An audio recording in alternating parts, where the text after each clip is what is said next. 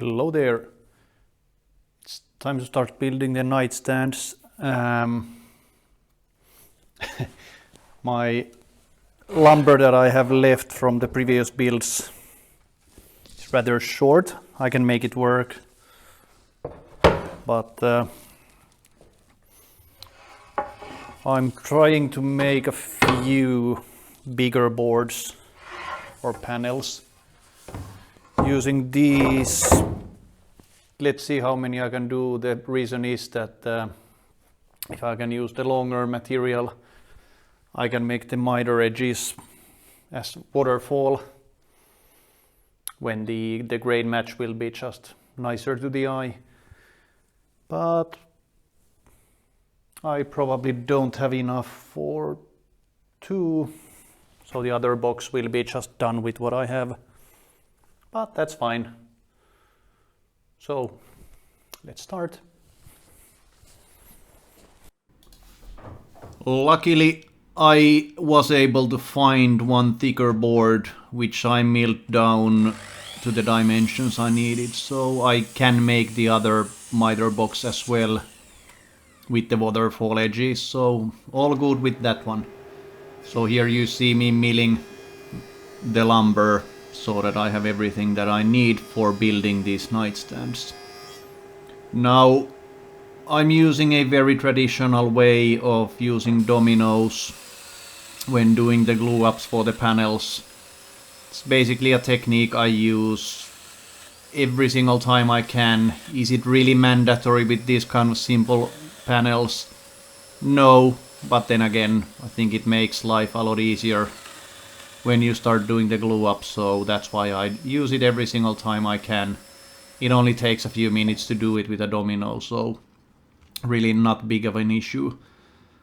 At this stage, I think I made 6 or 8 panels overall. Obviously, I will not show how I made all of them because I used exactly the same technique. Putting in the dominoes, using tight bond as wood glue, clamping them up, so no issues here. But I promise, as always, I made stupid mistakes on this build and I always show my mistakes and how I fixed them, so watch the video and you will see what I did and how I at least tried to fix the stupid things I made. So as mentioned, here I'm just stacking up the panels that I now have, which will be used on later phases, and the longer boards you see here, these were the thing I was talking in beginning, which are pretty important to get the waterfall edges done for the miter box. Now there's few things left before I start doing those cuts. Obviously I always use too much glue, so then one way or another I need to clean up the extra glue.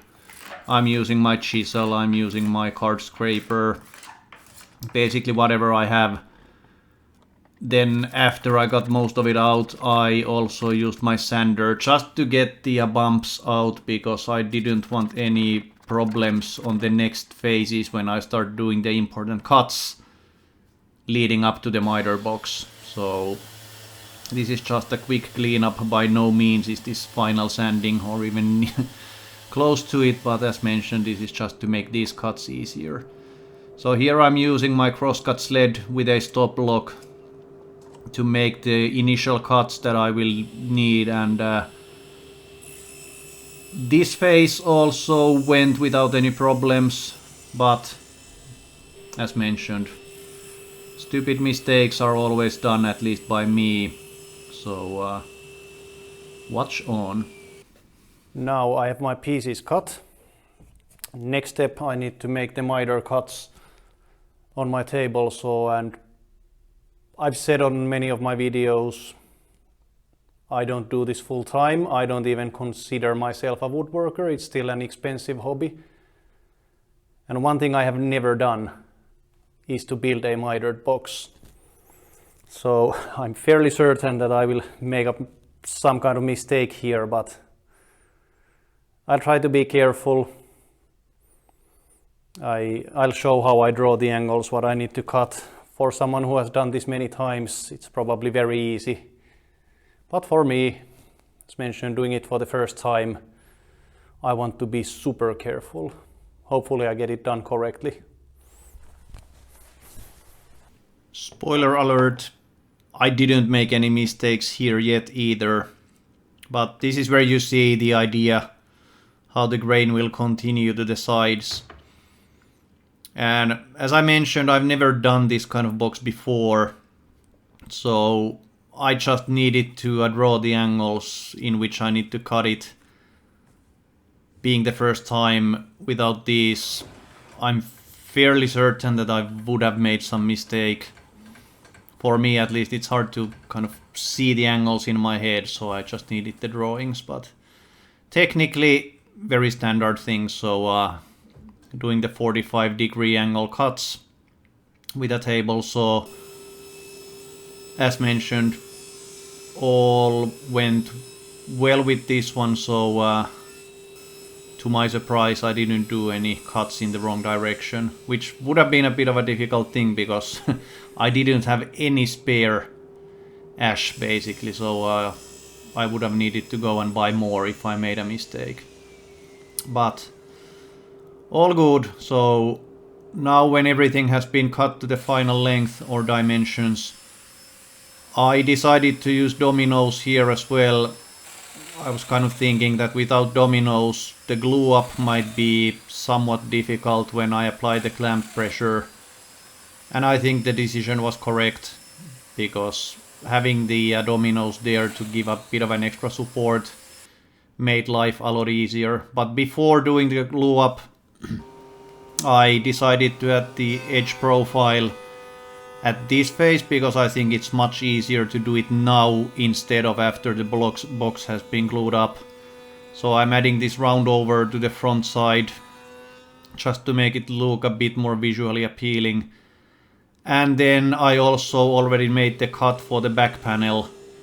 Again, for the same reason, I think it's much easier to do it now instead of trying to do it after the box has been glued up.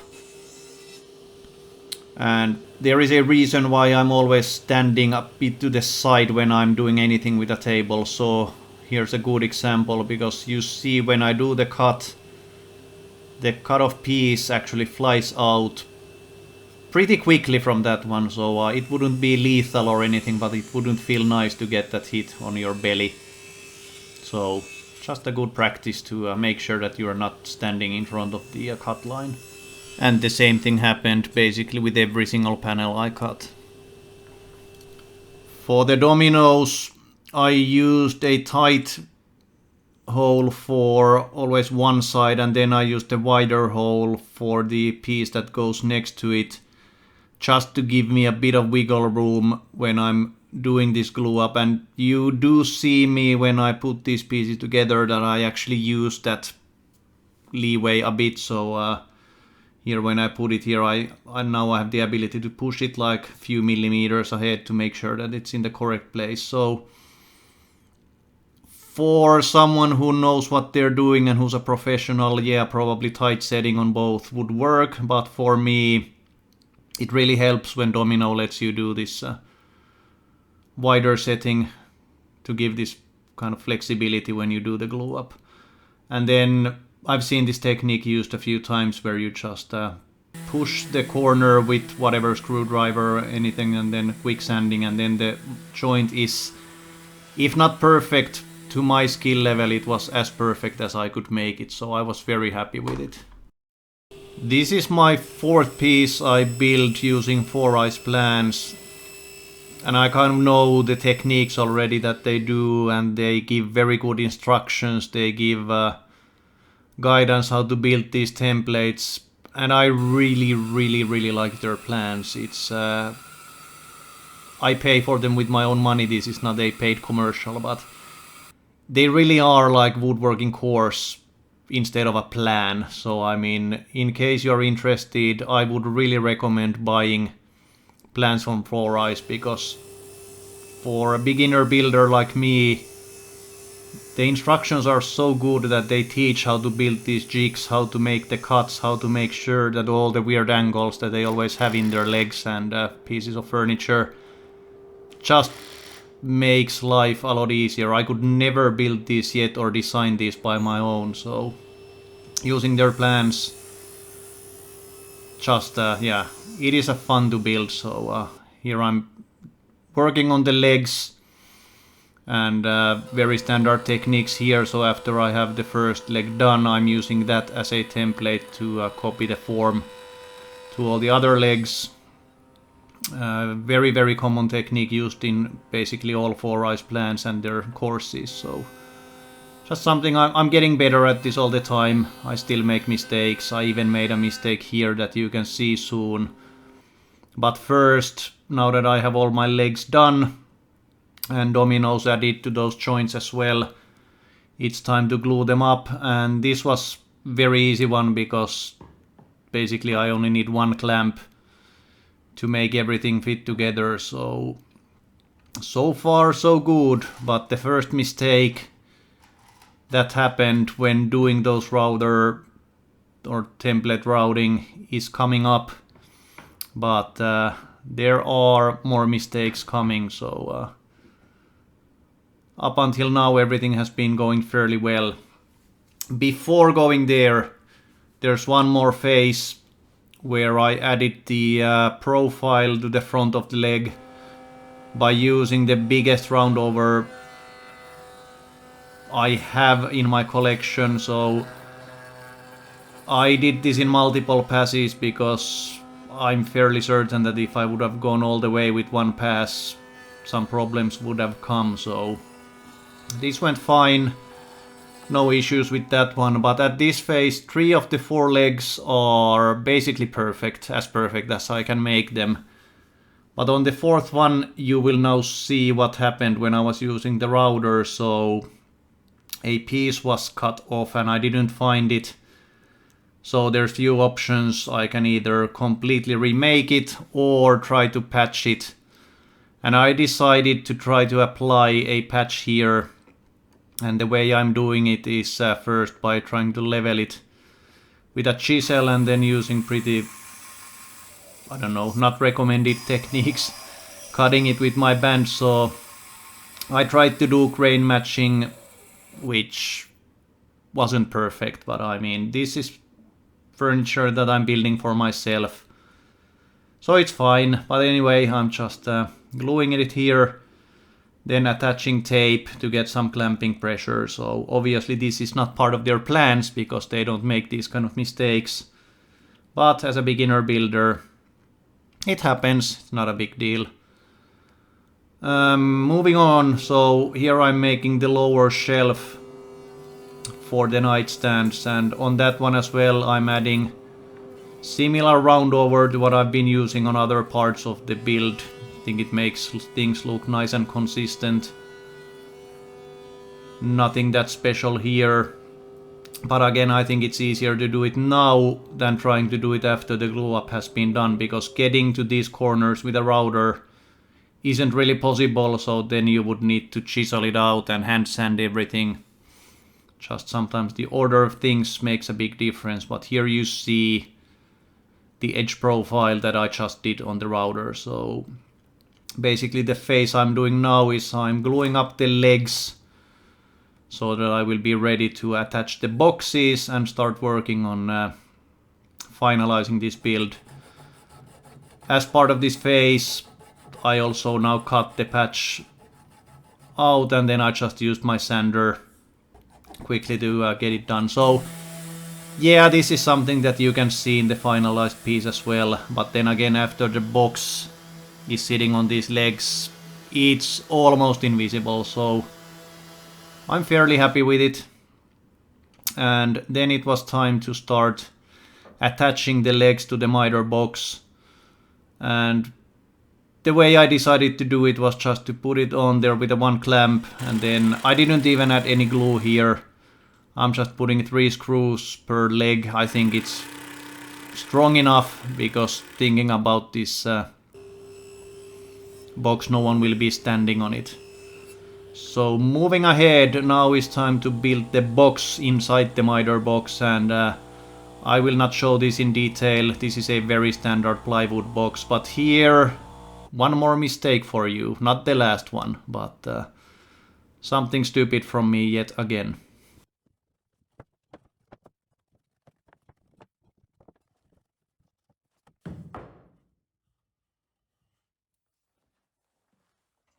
Alrighty. So here's the box. It fits all right. No problems with that one. But I'm using these Bloom undermount drawer slides for the first time. And who reads instructions, right? It's quite specific how the box needs to be constructed when using these, and I've seen some videos where they do it, so who needs instructions? So I was kind of thinking, took the measurements, it actually works fine on that one as well. But there are these other pieces that go under the box, and the thing where I didn't read any instructions is how deep this needs to be. And when I tried to start putting this together, turns out there's a specific measurement for this one, so these pieces don't fit. So this is, can't use this one, I need to make new ones. So here's a learning moment on a new section called, I don't know, things you learn from Olli.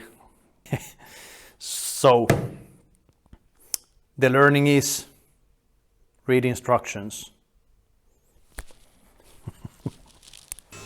I'm not done yet. There's still at least one pretty big mistake coming up. But here you see me just very quickly rebuilding the boxes now with the correct measurements after reading the instructions how this needs to be made. Now regarding making mistakes, I know I'm still a beginner. I feel like I'm doing many per project. I guess it's the same for everybody. But here I'm making the front panels for the boxes. And I'm also again using a template here to use as guide for the router. So the first one went very well. I would say as perfect as it can be. No issues here. So obviously the second one will be going as well, right? Well, yeah. No, it won't. So here I actually make the mistake. I plunge it in a wrong spot. I don't know it yet. But after I'm done with routing and I lift the router up, I see that where I plunged it in was in a wrong place. So now options again.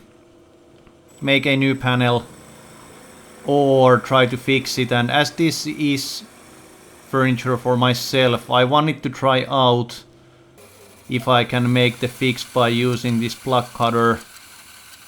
Because I've never used these before, I wanted to see how they work. So nothing special in a way, just doing the plug there, putting some glue in, using my chisel to get most of it out. And then I will get back to the same template. I'm obviously using now the side that I didn't mess up yet.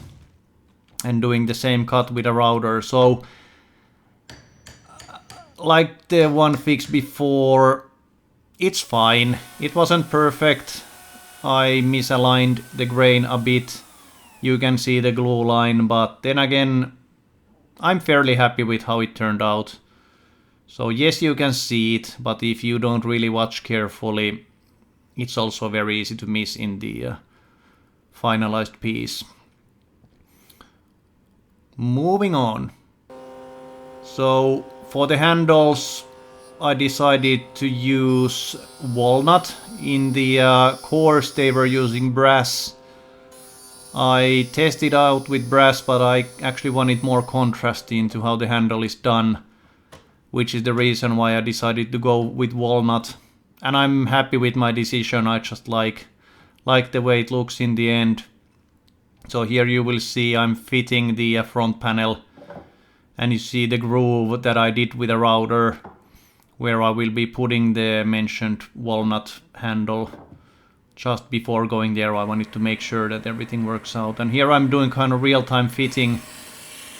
I've never done this kind of handle to anything, and the way I'm doing is just freehanding it.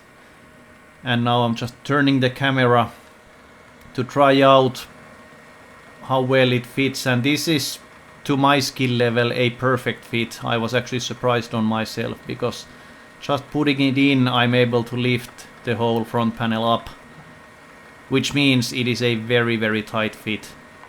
So on this one I was surprised to myself that I was actually make it so tight and fitting so well. So yeah, talking about mistakes, here I didn't make any, which is always fun. So very happy with that one. I didn't put any clamps. I thought that there's enough pressure with the tight fit. So after the glue had dried, I then used my table saw to cut most of the extra off. And then I finished the job with the sander. And I decided to use the Rotex here, which is extremely powerful sander. I have 60 grip grit sandpaper there, so it basically only took like 30 seconds to sand everything flush. So very easy. I really like the end result, and as mentioned, I'm happy with my decision on using walnut instead of brass as they had on the original plan, but obviously whatever you want, that's the one you should use. Now there's not too much left to be done. Almost completed with the build. Lots of sanding, obviously. It took hours and hours to sand everything up to 180 grit. I'm only showing like 10 seconds of footage. There's no point in watching like 30 minutes of sanding after sanding after sanding. Some parts I didn't want to use the machine, so I just hand sanded these round parts just to make sure that I can keep the profile. And the way I'm attaching the front panel is that I have these screws now on the box, and I use that to make the marks on the back side of the front panel. And here I'm just pre-drilling the holes where I'll be putting those screws in. Obviously you see the playing cards and some other stuff there, which I use to fit this in a proper position so that the gap will be even all over the panel. But yeah, technically nothing special. Everything fit very well. The Bloom drawer slides, I really like the way they work. And after that, I did the final sanding with water popping, sanding up to 180 grit. And basically then I'm done. So the last thing left to be done is to apply the finish. And as always, I'm using Rubio Monocoat. Even though it makes the ash a bit yellowish, but I used the same finish for the bed I built earlier. I wanted these to have the same color, so would be maybe slightly better to use some white version of the Rubio or whatever you use, but I use what I have. And here you can see the finalized pieces on my front porch. I'm very happy how they turned out. As mentioned in at least the earlier video, this is 5 series part of building everything to my bedroom. Now I have built the bed, here I have the nightstands. There's 3 more videos coming up, so hope you like it. The next video should be coming out in, I don't know, a few weeks, 3 weeks, maybe a month. But with that, thanks for watching.